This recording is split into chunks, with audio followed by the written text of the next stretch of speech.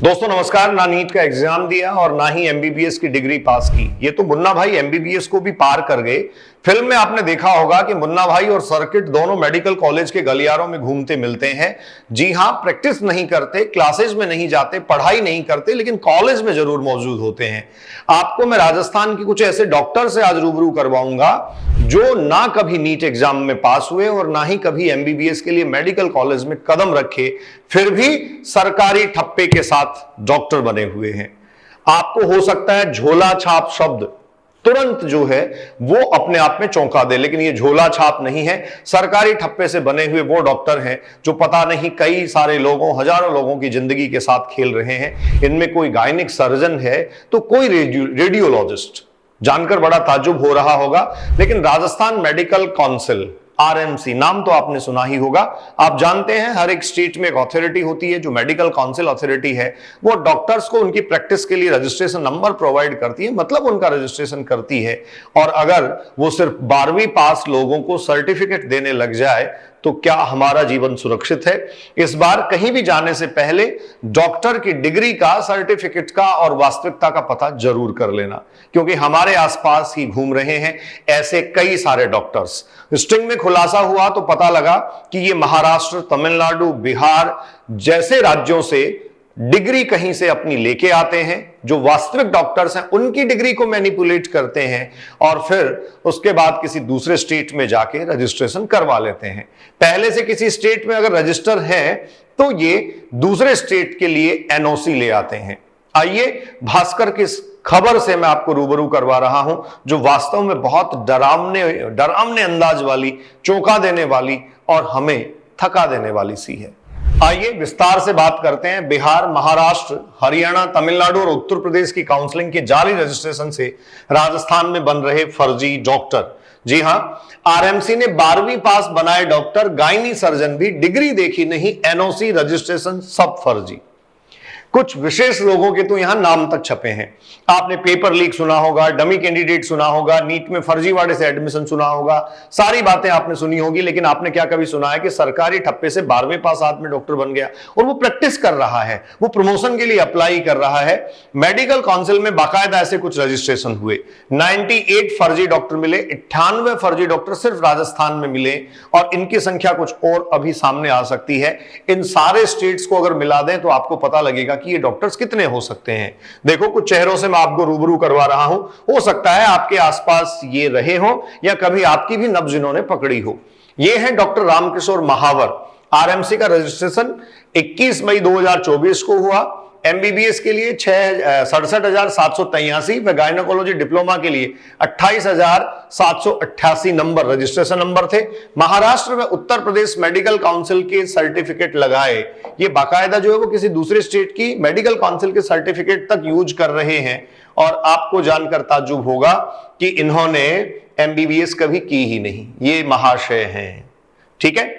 Doctor Deepak Chaudhary, दूसरा नाम सुन लीजिए। 20 मई 2024 को एमबीबीएस के लिए रजिस्ट्रेशन करवाया। ये रजिस्ट्रेशन था बिहार मेडिकल काउंसिल से। ये जो है वो रजिस्ट्रेशन सर्टिफिकेट ये लेके आए और वहां से ही एनओसी लाए होंगे। ये दो चेहरे आपके सामने थे। कुछ और चेहरे मैं आपको दिखाता हूं, कुछ और चेहरों से आपको मैं रूबरू करवाता हूं। ये है डॉक्टर गीता कुमारी। गीता ने 9 जुलाई 2024 को एमबीबीएस के लिए रजिस्ट्रेशन करवाया। गायनोकोलॉजी डिप्लोमा के लिए ये नंबर महाराष्ट्र मेडिकल काउंसिल के डॉक्टर पवार, मंदार, हेमंत के नंबर का 2024 में फर्जी सर्टिफिकेट बनवाया। मतलब कहीं दूसरी जगह के डॉक्टर का जो है वो ये फर्जी सर्टिफिकेट बनवा लेते हैं। ऊपर ये है डॉक्टर सरीमुल एच मजूमदार, ये तमिलनाडु से ले आए, ठीक है। और किसी फीमेल डॉक्टर के जो रजिस्ट्रेशन नंबर हैं उनको भी काम में ले लिया। अच्छा, यहां जो वास्तविक डॉक्टर्स हैं उनको भी सचेत रहने की आवश्यकता है कि कहीं उनका सर्टिफिकेट तो काम में नहीं लिया जा रहा। ये है डॉक्टर देवेंद्र नेहरा। नेहरा जी ने क्या किया है, 21 जून 2024 को एमबीबीएस का रजिस्ट्रेशन करवा लिया।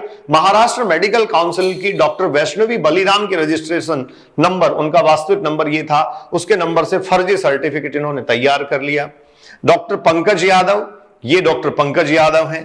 13 जून 2024 को इन्होंने भी फर्जी रजिस्ट्रेशन करवा लिया। ये डॉक्टर महेश कुमार गुर्जर हैं। चेहरे की मुस्कान और आभा देखिए, आपको लगेगा कि ये मुन्ना भाई के भी बाप हैं। इसके बाद ये डॉक्टर शांतनु कुमार हैं। तो ऐसे कई सारे चेहरे हैं। अच्छा, इस खबर की पड़ताल की दैनिक भास्कर ने, मैं इनके रिपोर्टर को डेफिनेटली इस काम के लिए सलाम कहता हूं कि इन्होंने ये काम किया, लेकिन सरकार के इन नुमाइंदों को आप क्या कहोगे। फर्जी रजिस्ट्रेशन पर राजस्थान मेडिकल काउंसिल के रजिस्ट्रार डॉक्टर राजेश शर्मा से भास्कर ने जब सवाल पूछे तो उन्होंने खुला ऑफर दिया, 10 लाख रुपए में मामला सेटल कर जाने की बात तक कही। ये देख लीजिए गौर से, डॉक्टर राजेश शर्मा है। आज सरकार ने इनको हटा दिया है। आरएमसी रजिस्ट्रार ने फर्जीवाड़ा माना, रिपोर्टर को ऑफर दिया 10 लाख लो, खबर मत छापो। खबर क्यों करते हो, किसी ने भी कुछ किया होगा, सारा मेरे ऊपर ही आएगा। चिकित्सा मंत्री कह रहे हैं फर्जी डॉक्टरों के साथ मतलब सबूत दिखाएं। मंत्री बोले अपराध गंभीर है, कार्रवाई होगी। अब कार्रवाई क्या हुई, इस कार्रवाई पे चलते हैं। ये देखिए भास्कर में खबर छपी, ऊपर महात्मा गांधी जी और लाल बहादुर शास्त्री जी की मिसाल है, सत्य और अहिंसा के लोग। और ये देखिए नीचे भास्कर के खुलासे के बाद सरकार एक्शन में, आरएमसी रजिस्ट्रार समेत 3 सस्पेंड। जो रजिस्ट्रार 10 लाख का ऑफर कर रहे थे उनको सस्पेंड कर दिया गया है। स्वास्थ्य मंत्री बोले, जो स्वास्थ्य मंत्री हैं, मंत्री जी का कहना यह है, स्वास्थ्य मंत्री कह रहे हैं ये स्कैम है, किरोड़ी का दावा। आपको पता है बाबा किरोड़ी फेमस हैं राजस्थान में ऐसे कुछ आंदोलनों के लिए, और ये खुद भी वैसे बेसिकली डॉक्टर हैं। इनका कहना है एक रजिस्ट्रेशन 50 लाख रुपए में हो रहा है। आप नीट मत दीजिए, आप एमबीबीएस पास मत करिए, 50 लाख दीजिए, सीधा रजिस्ट्रेशन करवा लीजिए। क्या भारत बन गया है ये। 3000 पुराने केस छोड़कर ऐसे केसों का पहले और एक ही दिन में किया गया रजिस्ट्रेशन। एक दिन में बहुत सारे केसेज रजिस्टर हुए। मंत्री गजेंद्र सिंह खीवसर ने बताया कि आरएमसी में जो हुआ है वो फर्जीवाड़ा नहीं, स्कैम है। शुरुआती जांच में ही यह सामने आया कि 3000 पुराने केसों को छोड़कर दूसरे राज्य की काउंसलिंग से जाली दस्तावेज पेश करने वालों का आरएमसी ने पहले रजिस्ट्रेशन किया।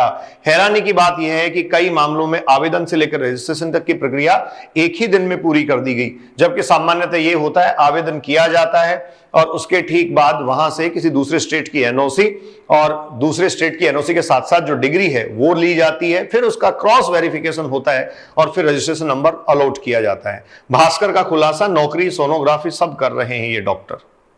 फर्जीवाड़े से डॉक्टर नहीं, मौत के सौदागर तैयार हो रहे हैं। बिल्कुल सही बात है। और अब जान लीजिए अगली बात, करौली के सीएमएचओ ने 52 दिन पहले बताया था कि महावर फर्जी डॉक्टर हैं। अभी एक महावर की बात मैं आपसे कर रहा था, तो महावर के लिए ये कहा गया था। ये देखिए, ये है महोदय महावर, रामकिशोर महावर ने करौली में ओम साई क्लिनिक खोला था। महावर ने पीसीपीएनडीटी एक्ट रजिस्ट्रेशन के लिए सीएमएचओ डॉक्टर दिनेश मीणा के यहां आवेदन किया था। ये बच्चियों की भ्रूण हत्या करने वाले मौत के सौदागर हैं, क्योंकि इनको रजिस्ट्रेशन चाहिए था, पीसीपीएनडीटी पैसे छाप सके। महावर को मेडिकल फील्ड की सामान्य जानकारी भी नहीं है। सीएमएचओ ने आरएमसी रजिस्ट्रार को जांच करने के लिए पत्र भेजा, लेकिन कोई कार्यवाही नहीं हुई। 2 महीने पहले करीब ये बात हुई थी। भास्कर के बताने पर 30 सितंबर को रजिस्ट्रेशन कैंसिल हुआ। रामकिशोर ने 4 साल पहले सरकारी डॉक्टर के फर्जी दस्तावेज बना 3 निजी अस्पतालों में नौकरी की। कुछ दिन काम करने के बाद मदद के बहाने पैसे लेकर भाग गया। 3 मुकदमे दर्ज होने के बाद 2020 में सिणधरी पुलिस ने गिरफ्तार कर लिया। हकीकत इनकी ये है, मजूमदार पहले भी फर्जी दस्तावेज बनाए और ये पिछले साल गिरफ्तार हो चुके हैं। इस तरीके से ये डॉक्टरी का जो पेशा अपने आप में भगवान का दर्जा इन डॉक्टर्स को दिया जाता था, हो क्या रहा है आप ये देखिए। नौकरी, सोनोग्राफी सब कुछ कर रहे हैं। 1 अक्टूबर को जो 8 फर्जी डॉक्टरों का खुलासा किया था, अभी 8 नामों से मैंने आपको रूबरू करवाया था, उनमें से कुछ लोग संविदा पर सरकारी नौकरी में भी हैं, प्राइवेट क्लिनिक ही नहीं चला रहे हैं, ये नौकरी भी कर रहे हैं। बहुत गजब हो रहा है भाई। और इसी तरीके से अगर ये महक में ये डॉक्टरी जैसे पेशे, ये टीचिंग और शिक्षकों के पेशे कई सारे विवादों में आते रहे तो शायद समाज की दिशा और दशा बहुत ही अलग तरीके की होगी, जो बहुत चिंतनीय और निंदनीय है। मैं एमएम बलडोदिया अभिव्यक्ति के माध्यम से आपसे मुखातिब हो रहा था। तथ्यात्मक खबरों के लिए जुड़े रहिए आपके अपने चैनल से, जिसका नाम है एमएम बलडोदिया अभिव्यक्ति। Enjoy your life, be safe, thank you.